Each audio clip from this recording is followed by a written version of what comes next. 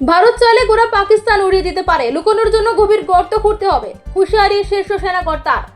ভারত পাক উত্তেজনার পরিস্থিতি আগের তুলনায় খানিক থিতি এসেছে। সেই আবহে পাকিস্তানকে প্রচ্ছন্ন হুঁশিয়ারির ঢঙে ভারতের সামরিক ক্ষমতা জাহির করলেন শীর্ষ সেনাকর্তা। বললেন, ভারত চাইলে গোটা পাকিস্তান উড়িয়ে দিতে পারে, আর এমনটা হলে লুকানোর জন্য গভীর গর্ত খুঁজে বার করতে হবে পাক সেনাকে। সংবাদ সংস্থা এএনআই কে দেওয়া একটি সাক্ষাৎকারে ভারতীয় সেনাবাহিনীর আকাশ প্রতিরক্ষা বিভাগের DG lieutenant general Sumer Ivan D'Cunha বলেছেন, পুরো পাকিস্তানই আমাদের আওতার মধ্যে।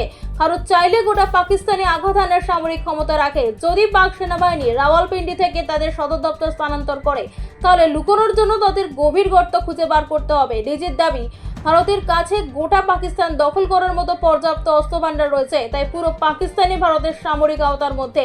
পাক সেনা তাদের সদর দপ্তর রাওয়ালপিন্ডি থেকে খাইবার পাখতুনওয়া অথবা যেখানেই স্থানান্তরিত করুক না কেন, ভারতের আওতা থেকে পালাতে পারবে না।